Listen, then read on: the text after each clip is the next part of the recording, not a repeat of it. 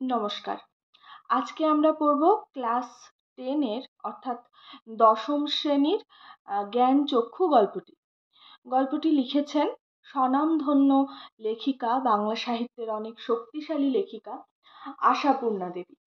আশাপূর্ণা দেবীর জীবন নিয়ে দুটো কথা আগে বলে নিই।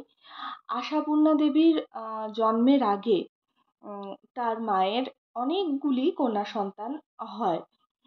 আশাপূর্ণা দেবী ছিলেন নবম কন্যা, সম্ভবত নবম। তো তখন আশাপূর্ণা দেবীর ঠাকুমা তিনি ভেবেছিলেন যে তার নাম এমন রাখি যে আশা পূরণ হলো, আর কোনো মানে মেয়ে সন্তান চায় না। তো সেই হিসেবে তার নামকরণ করা হয় আশাপূর্ণা, অর্থাৎ আর নয়, আমাদের আশা পূরণ হয়ে গেছে। তো এই আশাপূর্ণা দেবীর কলকাতাতেই জন্মগ্রহণ করেছিলেন এবং তিনি কখনো স্কুল কলেজের গণ্ডি পেরোননি। তার জীবনে তার মায়ের প্রভাব অনেক বেশি। মা অনেক স্বাধীনচেতা ছিলেন, কিন্তু ভীষণ রক্ষণশীল পরিবারে তার জন্ম হয় এবং স্কুল কলেজে কখনো শুধু পড়তে যেতে পারেননি তাই নয়, মেয়ে বলে তখনকার দিনে মেয়েদের যে পড়ার থাকতো না, তো সেই হিসেবে মেয়ে বলে তার মানে স্কুলে পড়তে যাওয়ারও অধিকার ছিল না তাদের বাড়িতে। তো তিনি কি করতেন, তার দাদারা যেরকম ভাবে পড়াশোনা করতেন সেগুলো শুনে শুনে তিনি লেখাপড়া শেখেন। তো তার লেখাটা সেজন্য এমন ছিল, মানে আশাপূর্ণা দেবীর সামনে হয়তো উল্টো দিক থেকে তার দাদারা যেভাবে ধরো ক খ লিখছেন বা অ আ লিখছেন, যেভাবে দেখছেন উনি উল্টো দিক থেকে সেটা দেখতেন। সেটা দেখে তিনি প্রথমে উল্টো দিকে লিখতেন। পরবর্তীকালে তার বিবাহ সূত্রে তিনি স্বামীর বিভিন্ন জায়গায় পোস্টিংয়ের জন্য তিনি যখন শ্বশুরবাড়ি আসেন, তার স্বামী আশাপূর্ণা দেবীর তিনি ভীষণভাবে তার পাশে ছিলেন, পাশে দাঁড়িয়েছিলেন এবং তার এই পড়াশোনাটাকে চালিয়ে যাওয়ার ক্ষেত্রে ভীষণভাবে তাকে সাহায্য করেছেন এবং লেখালেখির ক্ষেত্রে ভীষণভাবে সাহায্য করেছেন। আশাপূর্ণা দেবীর বিভিন্ন ছোট গল্প, উপন্যাস আছে। ছোটদের জন্যও তিনি অনেক বই লিখেছেন। আমরা সুবর্ণলতা, প্রথম প্রতিশ্রুতি এবং বকুল কথা, এই তিনটি উপন্যাসকে মানে ত্রয়ী উপন্যাস বলা হয়, সত্যবতী ট্রিলজি বলা হয়। তো এটি বাংলা সাহিত্যের মানে অনেক বিখ্যাত এবং বাংলা সাহিত্যের সাহিত্য ভাণ্ডারের একটি অন্যতম শ্রেষ্ঠ ত্রয়ী উপন্যাস। তো আজকে আমরা সেই আশাপূর্ণা দেবীর গল্প, ছোটদের জন্য লেখা গল্প জ্ঞানচক্ষু পড়ব। এই আশাপূর্ণা দেবী অনেক সাহিত্যও পেয়েছেন, রবীন্দ্র পুরস্কার, জ্ঞানপীঠ পুরস্কার, সাহিত্য একাডেমি পুরস্কার, এরকম একাধিক তিনি পুরস্কার পেয়েছেন। তো জ্ঞানচক্ষু গল্পটি আমরা শুরু করি আজকে। কথাটা শুনে তপনের চোখ মার্বেল হয়ে গেল। মার্বেল মানে গোল, অর্থাৎ এইরকম ভাবে, মানে কি হলো এরকম ভাবে একটা বিস্ময়ে, অর্থাৎ অবাক হয়ে চোখটা গোল গোল হয়ে গেল। নতুন মেসোমশাই, মানে যার সঙ্গে এই কদিন আগে তপনের ছোট মাসির বিয়ে হয়ে গেল দেদার ঘটাপটা করে, সেই তিনি নাকি বই লেখেন। সে বই নাকি ছাপাও হয়। অনেক অনেক বই ছাপা হয়েছে মেসোর। তাহলে তপন কি জানতে পারে যে তার ছোট মাসির যার সঙ্গে বিয়ে হয়েছে, অর্থাৎ তার ছোট মেসো, তিনি নাকি একজন লেখক। আর সেই কথাটা শুনতে মানে জানতে পেরে তপনের কি হয়েছে, চোখটা গোল গোল মার্বেলের মতন গোল হয়ে গেছে। কেন? তপন অবাক হয়ে গেছে, বিস্ফারিত হয়ে গেছে তার চোখ, অবাক হয়ে। তার মানে তপনের নতুন মেসোমশাই একজন লেখক, সত্যিকার লেখক। তাহলে কি বলছে যে তপনের ছোট মেসো তাহলে একজন লেখক, সেটা তপন জানতে পারলো, সত্যিকারের লেখক। এর আগে তপন কোনো দিন কোনো লেখককে এত কাছ থেকে দেখেনি, তাই তার যেন বিশ্বাসই হচ্ছে না। জলজ্যান্ত একজন লেখককে এত কাছ থেকে কখনো দেখেনি তপন, দেখা যায় তাই জানতো না। লেখকরা যে তপনের বাবা, ছোট মামা বা মেজ কাকুর মতো মানুষ, এ বিষয়ে সন্দেহ ছিল তপনের। কিন্তু নতুন মেশোকে দেখে জ্ঞান চক্ষু খুলে গেল তপনের। আশ্চর্য, কোথাও কিছু উল্টো পাল্টা নেই, অন্যরকম নেই, একেবারে নিছক মানুষ। সেই ওদের মতোই দাড়ি কামান, সিগারেট খান, খেতে বসেই আরে ব্যাস এত কখনো খাওয়া যায় বলে অর্ধেক তুলে দেন, চানের সময় চান করেন এবং ঘুমের সময় ঘুমন। তাছাড়া ঠিক ছোট মামাদের মতোই খবরের কাগজের সব কথা নিয়ে প্রবলভাবে গল্প করেন, তর্ক করেন, আর শেষ পর্যন্ত এ দেশের কিছু হবে না বলে সিনেমা দেখতে চলে যান, কি বেড়াতে বেরোন সেজেগুজে। মামার বাড়িতে এই বিয়ে উপলক্ষেই এসেছে তপন, আর ছুটি আছে বলেই রয়ে গেছে। ওদিকে মেশোরও নাকি গরমের ছুটি চলছে, তাই মেশো শ্বশুর বাড়িতে এসে রয়েছেন কদিন। তাহলে কি বলছে, তপন এর আগে কখনো কোনো লেখককে দেখেনি, তাই তার যেন বিশ্বাসই হচ্ছে না যে লেখকরা এরকম হন, মানে তপনের বাবা কাকা মামারা যেরকম সেরকম হন, যুক্তি তর্ক করেন, তারপরে সিনেমা দেখেন, আড্ডা মারেন, এরকম হন। মানে ওর কাছে লেখক মানে একটা অন্য ধরনের মানুষ, এইটা তার ধারণায় ছিল যে যাকে ঠিক ও ধরা ছোঁয়ার বাইরে, মানে তাদের সমস্ত কিছুই যেন আলাদা, এটা ও মনে করেছিল। ছোটতে আমরা এরকম ভাবি না যে উনি বাড়িতে কি করেন, উনি নিশ্চয়ই এগুলো করেন না। যাদেরকে আমরা মনে করি যে বিশিষ্ট বা তারা অনেক বড় কেউ, তখন আমরা ভাবি যে তারা নিশ্চয়ই বাড়িতে এরকম করে না, তারা নিশ্চয়ই এইভাবে খান না, তারা নিশ্চয়ই এই জিনিসগুলো খান না। তখনও ঠিক সেরকমই ভেবেছে এতদিন। তো সে কি হয়েছে যে বিয়ে উপলক্ষে এসেছে মামার বাড়ি, কিন্তু ছুটি পড়ে গেছে বেশ কিছুদিন, তার জন্য সে থেকেও গেছে। আর ওদিকে মেশোরও নাকি গরমের ছুটি চলছে, তাই শ্বশুর বাড়িতে তিনিও কয়দিন থেকে যাচ্ছেন। তাই অহরহই জলজ্যান্ত একজন লেখককে দেখবার সুযোগ হবেই তপনের। আর সেই সুযোগেই দেখতে পাচ্ছে তপন, লেখক মানে কোনো আকাশ থেকে পড়া জীব নয়, তপনদের মতোই মানুষ। তাহলে কি বলছে যে ছোট মেসোও থেকে যাচ্ছেন, তার গরমের ছুটি, আর তপনেরও ছুটি চলছে।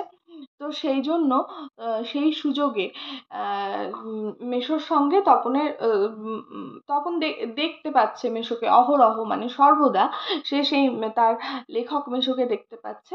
আর তার মনে হচ্ছে যে না, লেখক মানে আমাদের মতোই রক্ত মাংসের মানুষ, আকাশ থেকে পড়া কোনো জীব নন। তবে তপনেরই বা লেখক হতে বাধা কি? মেসোমশাই কলেজের প্রফেসর, এখন ছুটি চলছে, তাই সুযোগে শ্বশুর বাড়িতেই রয়ে গেছেন কদিন। আর এই সুযোগেই দিব্যি একখানি দিবা নিদ্রা দিচ্ছিলেন। ছোট মাসি সেই দিকে ধাবিত হয়। তপন অবশ্য না বলে প্রবল আপত্তি তোলে, কিন্তু কে শোনে কার কথা। ততক্ষণে তো গল্প ছোট মেশোর হাতে চলেই গেছে, হইচই করে দিয়ে দিয়েছে ছোট মাসি তার ঘুম ভাঙিয়ে। তপন অবশ্য মাসির এই হইচইতে মনে মনে পুলকিত হয়, মুখে করলেও হয়। কারণ লেখার প্রকৃত মূল্য বুঝলে নতুন মেশোই বুঝবে রত্নের মূল্য জহুরির কাছে। একটু পরেই ছোট মেশো ডেকে পাঠান তপনকে, এবং বোধ করি নতুন বিয়ের শ্বশুরবাড়ির ছেলেকে খুশি করতেই বলে ওঠেন, তপন, তোমার গল্প তো দিব্যি হয়েছে, একটু কারেকশন করে করে দিলে ছাপতে দেওয়া চলে। তপন প্রথমটা ভাবে ঠাট্টা, কিন্তু যখন দেখে মেশোর মুখে করুণার ছাপ, তখন আহ্লাদে কাঁদো কাঁদো হয়ে যায়। তাহলে বাপু তুমি ওর গল্পটা ছাপিয়ে দাও। তাহলে বাপু তুমি ওর গল্পটা ছাপিয়ে দিও, মাসি বলে। মেসোর উপযুক্ত কাজ হবে সেটা। মেসো তেমনি করুণার মূর্তিতে বলেন, তা দেওয়া যায়, আমি বললে সন্ধ্যা তারার সম্পাদক না করতে পারবে না। ঠিক আছে তপন, তোমার গল্প আমি ছাপিয়ে দেব। তাহলে কি হয়, একদিন গরমের দিনে দুপুরবেলাটা অনেক বড় হয়, তপনের ছোট মেসো শ্বশুর বাড়ি এসে ছুটি কাটাতে এসছেন। তিনি কি করছেন, দুপুরবেলা ঘুমিয়ে ঘুমিয়ে আছেন। তপন সেই সময় ঘুমোচ্ছে না। তপন সে তার গল্প লিখেছে একটা, তার মনের মতো।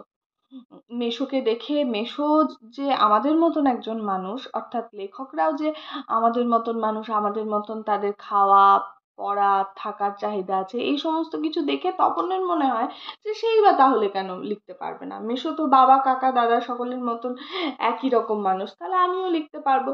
লেখকরা আকাশ থেকে পড়ে না বা অন্য গ্রহ থেকে আসে না। তো তপন কি করে, তপন লিখে ফেলে দুপুরবেলা। আর তপনের ছোট মাসিকে ছোট মাসি সেই লেখাটি নিয়ে ঘুমন্ত ছোট মেশোকে তুলে বলেন যে মানে দেখান। তপন না না করে, কিন্তু তার কোথাও একটা লজ্জাতে না না করে, তার কোথাও একটা ভেতরে মনে হচ্ছিল যে ঠিক আছে মেশোকে দেখাক না, মেশোই তো বুঝতে পারবে যে আসলে লেখাটার মধ্যে কি আছে, বা সে জহুরি জহর চেনের মতন, যে মেশোই আসল লেখাটার বুঝতে পারবেন। তো এই হিসেবে তপনও আর না না করে না। এবং তারপরে মেশো কি বলে যে বাহ দিব্যি তো লেখা হয়েছে, আমরা যেমন অনেককেই বলি না বাহ বেশ সুন্দর হয়েছে, মেশো সেরকম তপনকে বলে বাহ বেশ সুন্দর হয়েছে। তো একটু কারেকশন করে দিলেই, মানে একটু টুকটাক ভুল আছে সেগুলো কারেকশন করে দিলেই যে কোনো পত্রিকায় ছাপাতে দিলে ছাপাও হয়ে যাবে, মানে ছাপানোর লেভেলের তপনের লেখা হয়েছে, এটা মেশো বলে। ব্যাস তপন তখন একটু কাঁদো কাঁদো হয়ে যায়। তার প্রথম তপন প্রথমে ভাবে এটা ঠাট্টা করে বলছে, তারপরে মেশো যেরকম একটু করুণ, মানে একটু আদর করে যখনই বলে, তখনই তপনের মানে কান্না চলে আসে, হ্যাঁ, এই গর্বের আনন্দের কান্না। তখন সেটাকে তপনের ছোট মাসি কিছুটা হয়তো লক্ষ্য করে তিনি বলেন যে তাহলে দাও না ছাপিয়ে, তাহলে মেশোর উপযুক্ত কাজ হবে। বিকেলে চায়ের টেবিলে ওঠে কথাটা, আর সবাই তপনের গল্প শুনে হাসে। কিন্তু মেশো বলেন, না না, আমি বলছি তপনের হাত আছে, চোখও আছে, নচেত এই বয়সের ছেলেমেয়েরা গল্প লিখতে গেলেই তো হয় রাজা রানীর গল্প লেখে, নয়তো খুন জখম অ্যাক্সিডেন্ট, অথচ না খেতে পেয়ে মরে যাওয়া এইসব মাল মশলা নিয়ে, অথবা না খেতে পেয়ে মরে যাওয়া এই সব মাল মশলা নিয়ে বসে। তপন যে সেই দিকে যায়নি, শুধু ওর ভর্তি হওয়ার দিনের অভিজ্ঞতা আর অনুভূতির বিষয় নিয়ে লিখেছে, এটা খুব ভালো, ওর হবে। তাহলে তপনের ওই গল্পের কথা শুনে যখন বাড়িতে সবাই হাসি ঠাট্টা করে, তখন তপনের মেসোই তপনকে সাহস যোগায় এবং সকলকে বলে, এটা বলে তপনের মনে সাহসটা আসে যে না না ও ঠিক, ওর হবে, ওর ওর বয়সী ছেলেরা যা লেখে ও সেগুলো সেই গথটা ছেড়ে অন্য কিছু লিখেছে, তো সেইটা ভালো লক্ষণ। তো ওর হবে, মানে বাঁধা ছকের বাইরে গিয়ে তপন কিছু লিখেছে। তারপর তপন বিহ্বল দৃষ্টিতে তাকায়। তারপর ছুটি ফুরোলে মেশো গল্পটি নিয়ে চলে গেলেন। তপন কৃতার্থ হয়ে বসে বসে দিন গোনে। এই কথাটাই ভাবছে তপন রাত দিন। ছেলেবেলা থেকে তো রাশি রাশি গল্প শুনেছে তপন, আর এখন বস্তা বস্তা পড়ছে। কাজেই গল্প জিনিসটা যে কি সেটা জানতে তো বাকি নেই। শুধু এইটাই জানা ছিল না সেটা এমনই সহজ মানুষেই লিখতে পারে। নতুন মেশোকে দেখে জানলো সেটা, সেটা এমনই সহজ মানুষেই লিখতে পারে। নতুন মেশোকে দেখে জানলো সেটা। তবে আর পায় কে তপনকে? দুপুরবেলা সবাই যখন নিথর নিথর, তখন তপন আস্তে একটি খাতা, হোম ট্যাক্সের খাতা আর কি, বিয়ে বাড়িতে যেটা মা না আনিয়ে ছাড়েনি, আর কলমটি নিয়ে 3 তলার সিঁড়িতে উঠে গেল। আর তোমরা বিশ্বাস করবে কিনা জানি না, এক আসনে বসে লিখে ফেললো আস্ত একটা গল্প। তাহলে কি তপন কি ভাবছে যে তাই তো, গল্প লেখা কাজটা এতটা সহজ। আর মেশোর কথা শুনে সে মনে মনে মানে কি বলবো, মেশোর প্রতি তো কৃতার্থ হলোই, এবং তার মনে অনেকটা সাহস জমলো। হ্যাঁ, সাহসের যোগান দিয়ে গেলেন মেশো। মেশো তো ছুটি ফুরোলে চলে গেল। তখন কি করলো, তপন ভাবছে যে লেখাটা আর এমন কি, সে তো একটা লিখেছে এবং একজন প্রতিষ্ঠিত লেখক তার সুনাম করেছে, তাকে সাহস জুগিয়েছে, তখন আর মানে থামবে? এবং সে এতদিন ধরে কত কিছু পড়েছে, কত লিখেছে, কত কল্পনা আছে তার, কত কিছু সে ভেবেছে। তো এইগুলো যে ও শুধু জানা ছিল না যে এরকম মানুষ, মানে আমাদের মতন দেখতে মানুষই লিখে দিতে পারে, এটা যখন সে জেনে ফেলেছে তখন সে আর লিখতে তার দেরি হবে না। এবং হলোও না। মামার বাড়িতে মা যে হোম টাস্কের খাতাটা জোর করে পাঠিয়েছে তপনের সাথে, সেই খাতাটাতে সে দুপুর বেলা সকলে যখন নিথর নিথর নিথর মানে সকলে যখন ঘুমে অচৈতন্য যাকে বলে, মানে গভীর ঘুমে পাথর হয়ে গেছে, গভীর ঘুমে আছে সকলে, তখন তপন কি করেছে, ওই 3 তলার সিঁড়িতে উঠে সে একাশনে মানে একভাবে একদিন একভাবে বসে একটা গোটা গল্প সে লিখে ফেললো। লেখার পর যখন পড়লো, গায়ে কাঁটা দিয়ে উঠল তপনের, মাথার চুল খাড়া হয়ে উঠল। এ কি ব্যাপার, এ যে সত্যিই হুবহু গল্পের মতোই লাগছে। তার মানে সত্যিই একটা গল্প লিখে ফেলেছে তপন, তার মানে তপনকে এখন লেখক বলা চলে। হঠাৎ ভয়ানক একটা উত্তেজনা অনুভব করে তপন, আর দুধ দাঁড়িয়ে নিচ দুধ দাঁড়িয়ে নিচে নেমে এসে ছোট মাসিকেই বলে বসে, ছোট মাসি, একটা গল্প লিখেছি। ছোট মাসি তার চিরকালের বন্ধু, বয়সে বছর 8 বড় হলেও সমবয়সী, কাজেই মামার বাড়ি এলে সবকিছুই ছোট মাসির কাছে। তাই এই ভয়ানক আনন্দের খবরটা ছোট মাসিকে সর্বাগ্রে দিয়ে বসে। তবে বিয়ে হয়ে ছোট মাসি যেন একটু মুরুব্বি মুরুব্বি হয়ে গেছে, তাই গল্পটা সবটা না পড়েই একটু চোখ বুলিয়েই বেশ পিঠ চাপড়ানো সুরে বলে, ও মা, এ তো বেশ লিখেছিস রে, কোনোখান থেকে টুকলিফাই করিসনি তো?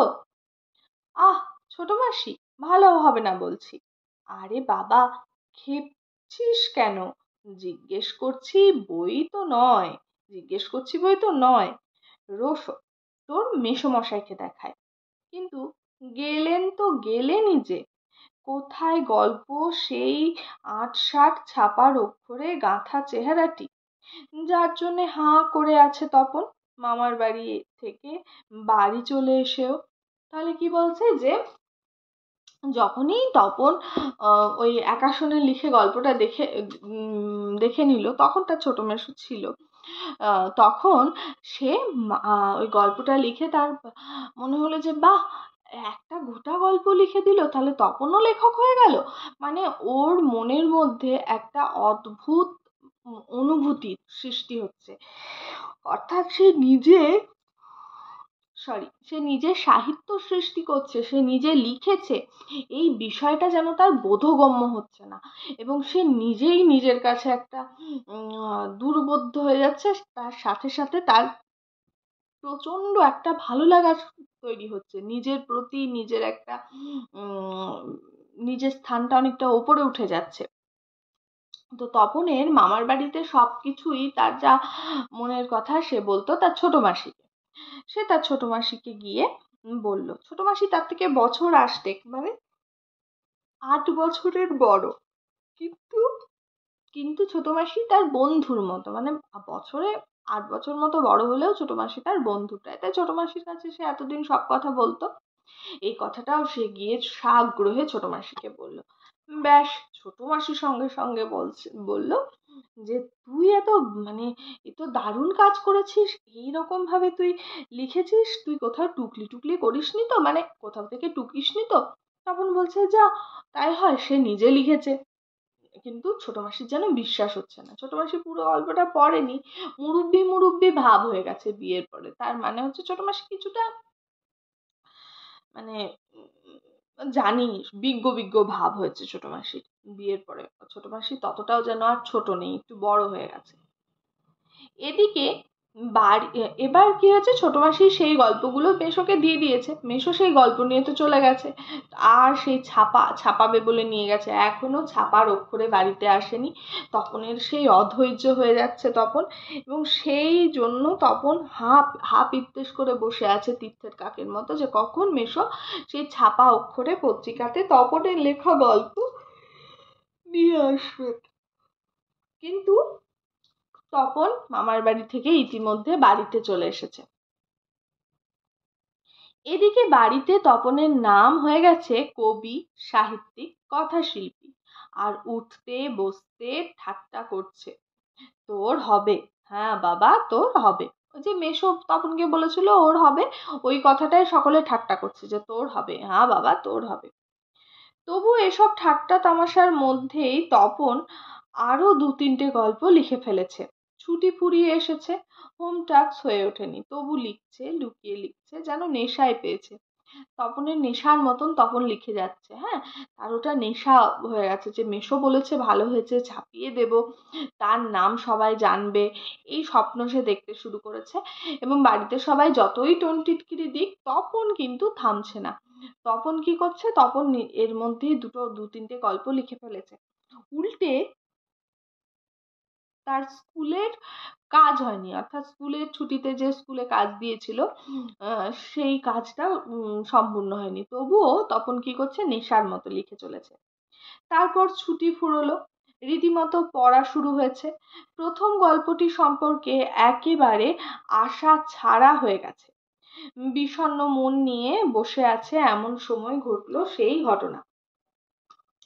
তাহলে কি বলছে, ছুটি ফুরোলো, স্কুল শুরু হয়ে গেছে। প্রথম গল্পটা নিয়ে তখন ভেবে নিয়েছে, না না মেসো যাই বলুক, ও আর ছাপা হয়নি। সে বিষণ্ণ মন নিয়ে, মন খারাপ নিয়ে সে বসে আছে। এমন সময় কি ঘটনা ঘটলো, ছোট মাসি আর মেসো একদিন বেড়াতে এলো, হাতে এক সংখ্যা সন্ধ্যাতারা, অর্থাৎ সন্ধ্যাতারার একটা পত্রিকা, একটা সংখ্যা। যেহেতু মাসিক পত্রিকা বা সাপ্তাহিক পত্রিকা, প্রত্যেক মাসে মাসে যদি মাসিক পত্রিকা হয়, প্রত্যেক মাসে মাসে সেটা একটা করে তার কপি বেরোয়। তো সেই একটি কপিকে বলা হয় সংখ্যা। তো সন্ধ্যা তারাও একটা নিয়ে এসেছে, সেই মেসো যে পত্রিকার কথা বলেছিল যেখানে তপনের গল্প ছাপানো হয়। কেন, হেতু, সন্ধ্যা তারা নিয়ে কেন? বুকের রক্ত ছলকে ওঠে তপনের। তবে কি সত্যিই তাই? সত্যিই তপনের জীবনের সবচেয়ে সুখের দিনটা এলো আজ? কিন্তু তাই কি সম্ভব? সত্যিকারের ছাপার অক্ষরে তপন কুমার রায়ের লেখা গল্প হাজার হাজার ছেলের হাতে হাতে ঘুরবে? পৃথিবীতে এমন অলৌকিক ঘটনাও ঘটে? তা ঘটে, সত্যিই ঘটেছে। সূচিপত্রেও সূচিপত্রেও নাম রয়েছে, প্রথম দিন গল্প, অর্থাৎ গল্পের নাম প্রথম দিন, শ্রী তপন কুমার রায়। সারা বাড়িতে শোরগোল পড়ে গেল। তপনের লেখা গল্প পত্রিকায় ছাপা হয়েছে, ওর লেখক মেসো ছাপিয়ে দিয়েছে। পত্রিকাটি সকলের হাতে হাতে ঘোরে, সকলেই একবার করে চোখ খোলায় আর বলে, বারে চমৎকার লিখেছে তো। মেসো অবশ্য মৃদু মৃদু হাসেন, বলেন, একটু আধটু কারেকশন করতে হয়েছে অবশ্য, নেহাত কাঁচা তো। মাসি বলে, তা হোক, নতুন নতুন অমন হয়।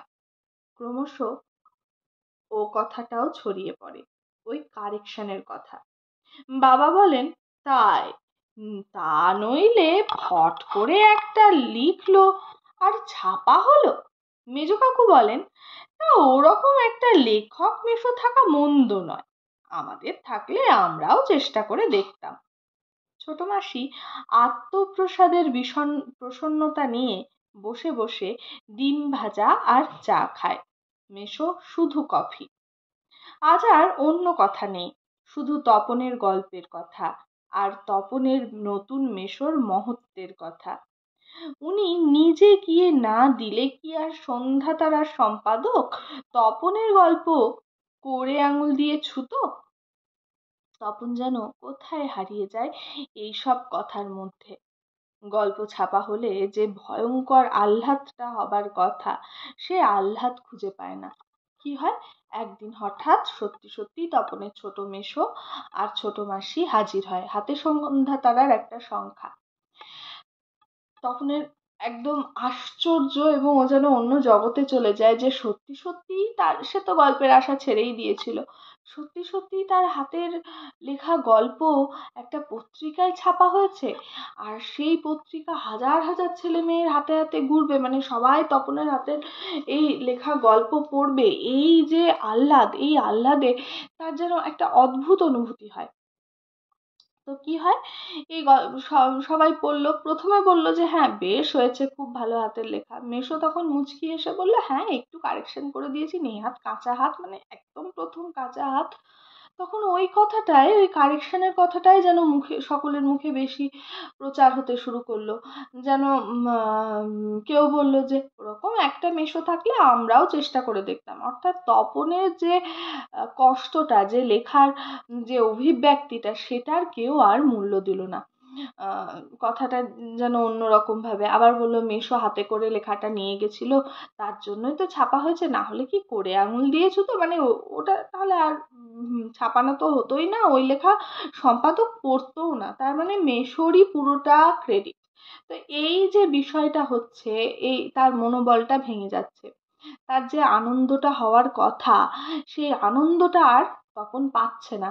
কারণ বাড়ির আত্মীয় পরিবারের লোকজন তাকে এইরকম ভাবে চুলচেরা বিশ্লেষণ করে, তাকে যেন একটা, মানে সে কিছুই করেনি, এটা কি আর নতুন কি আর করেছে, তা সে খুবই একটা সামান্য ইয়ে করেছে, এবং তার মেশোর মহত্বটায় প্রচার হতে থাকলো। তপনের পরিশ্রমটার কেউ মূল্য দিল না। তার সাথে তাকে তো আগে থেকেই টিটকিরি করতে শুরু করেছিল, ঠাট্টা তামাশা। অনেকক্ষণ পরে মা বললে, কই তুই নিজের মুখে একবার পড় তো তপন শুনি। বাবা, তোর পেটে পেটে এত! এতক্ষণে বইটা নিজের হাতে পায় তপন। মা বলেন, কই পড়, লজ্জা কি, পড়, সবাই শুনি। তখন লজ্জা ভেঙে পড়তে যায়, কেশে গলা পরিষ্কার করে। কিন্তু এ কি, এসব কি পড়ছে তপন, এ কার লেখা? এর প্রতিটি লাইন তো নতুন, আনকোরা, আনকোরা মানে নতুন, তপনের অপরিচিত। এর মধ্যে তপন কোথা? তার মানে মেশো তপনের গল্পটিকে আগাগোড়ায় কারেকশন করেছেন, অর্থাৎ নতুন করে লিখেছেন নিজের পাকা হাতের কলমে, নিজের পাকা হাতে কলমে। তপন আর পড়তে পারে না, বোবার মতো বসে থাকে, তারপর ধমক খায়। কি, কি রে, তোর যে দেখি পায়া ভারী হয়ে গেল, মানে পায়া ভারী মানে অহংকারী, পা ভারী হয়ে গেল, পায়া বলতে পা। সবাই শুনতে চাইছে তবু পড়ছিস না, নাকি অতি আহ্লাদে বাক্য হরে গেল, মানে হারিয়ে গেল, বাক্য হারিয়ে গেল, বাক্য হারা হয়ে গেল। তপন গড় গড়িয়ে পড়ে যায়। তপনের মাথায় ঢোকে না সে কি পড়ছে, তবু ধন্যি ধন্যি পড়ে যায়। আর একবার রব ওঠে, তপনের লেখক মেশো তপনের গল্পটি ছাপিয়ে দিয়েছে, মানে ধন্যি ধন্যি, বাহ সুন্দর লিখেছে এটা বলছে। আবার তারা তো জানে না ভেতরের কথা, তবুও তারা মেশোকেও মানে ক্রেডিটটা দেয়, তপনকে দিতে চায় না। তপন বইটা ফেলে রেখে চলে যায়। তপন ছাদে উঠে গিয়ে শার্টের তলাটা তুলে চোখ মোছে। তপনের মনে হয় আজ যেন তার জীবনের সবচেয়ে দুঃখের দিন। কেন তা জানে না তপন, শুধু এই দুঃখের মুহূর্তে গভীরভাবে সংকল্প করে তপন, যদি কখনো লেখা ছাপতে দেয় তো তখন নিজে গিয়ে দেবে, নিজের কাঁচা লেখা ছাপা হয় হোক, না হয় না হোক। তপনকে যেন আর কখনো শুনতে না হয় অমুক তপনের লেখা ছাপিয়ে দিয়েছে, আর তপনকে যেন নিজের গল্প পড়তে বসে অন্যের লেখা লাইন পড়তে না হয়। তার চেয়ে দুঃখের কিছু নেই, তার থেকে অপমানের। তাহলে কি হলো, তপন যখন গল্পটা তার মা বললো যে কি রে পড়, সে যখন পড়ছে সে নতুন লাইন দেখতে পাচ্ছে, সে বুঝতে পারছে যে কারেকশনের নাম করে পুরো গল্পটাই মেশো পাল্টে দিয়েছে। তপনের কাঁচা হাতের লেখা হয়তো সম্পাদক ছাপাতেন না, তার জন্য মেশো সেই গল্পটা কারেকশন করতে গিয়ে অনেক, প্রায় পুরো গল্পটাই পাল্টে দিয়েছেন এবং তপনের নামেই ছাপা হয়েছে। কিন্তু তবুও তপনের তখন ভেতরে লেখক সত্তাটা জেগে উঠেছে, তার লেখা ছাপা হতো না, ঠিক আছে, সে ছাপাতো না, কিন্তু মেশোর লেখা গল্প তার নামে ছাপানো, এটা তপন মেনে নিতে পারলো না। এবং তার সাথে আরো একটা কথা, সেটা হচ্ছে এই যে বারবার তপনকে শুনতে হচ্ছে যে মেশো ছিল তাই ছাপিয়ে দিয়েছে, তপনের লেখা মেশো ছাপিয়ে দিয়েছে, তাহলে তপনের কোনো এখানে কোনো রকম কৃতিত্ব নেই, তপন যেন কিচ্ছু করেনি, তার মেশোই যা করার করেছে। এবং তপনের এইটাও একটা কষ্ট হলো একদিকে, আর একদিকে মেশো লিখে দিয়েছে এটাও তার মনে হলো অপমানের। তার জন্য সে নিজের কাছে গল্পটা কোনো রকমে পড়ে সে ছাদে গিয়ে চোখ মুছে তার কান্না তা তখন সকলের সামনে তো কাঁদতে পারেনি, সে তার কষ্টটা বের করে সে তখন নিজের কাছে প্রতিজ্ঞা করলো যে যদি কখনো গল্প ছাপাতে হয় তাহলে সে নিজের হাতে গিয়ে ছাপাবে, যাতে কেউ তাকে বলতে না পারে যে অমুক এই ছিল তাই ছাপিয়ে দেওয়া হয়েছে। নিজের ক্ষমতায় সে ছাপাতে পারলে ছাপাবে, না হলে ছাপানো হবে না। আর দ্বিতীয় হচ্ছে কাউকে সে দেবে না গল্প আর, কারণ তার গল্প তার ভালো লাগবে, সে তো মানে অন্যের গল্প নিজের নামে চালিয়ে সে সেটা উপভোগ করতে চায়নি, সে তো নিজের লেখা, নিজের কাঁচা হাতের লেখা, কিন্তু সেই হাতের লেখা যদি ছাপানো হতো তাহলে সে আনন্দ ভোগ করতো, ছাপানো না হলে হতো না। এটা তার কাছে ভীষণ অপমানের মনে হয়, কারণ তপনের মনের মধ্যে ততদিনে একটা লেখক সত্তা জন্ম নিয়ে নিয়েছে এবং যার আত্মসম্মান রয়েছে, আত্মমর্যাদা বোধ রয়েছে, তাই তপনের সেই আত্মসম্মানে কোথাও একটা আঘাত লাগলো। হুম, সেই জন্য গল্পের শেষে জ্ঞানচক্ষু নামটা দেওয়া হয়েছে, অর্থাৎ এই মানুষ তো জীবনে যত তার ব্যর্থতা আসবে, যত তার দুঃখ আসবে, তত মানুষের চেতনা আসবে এবং সেই চেতনা থেকে তার জ্ঞানচক্ষু মানে কি, জ্ঞান হবে, অর্থাৎ তার ওই জ্ঞানটাকেই চেতনা বলা হচ্ছে।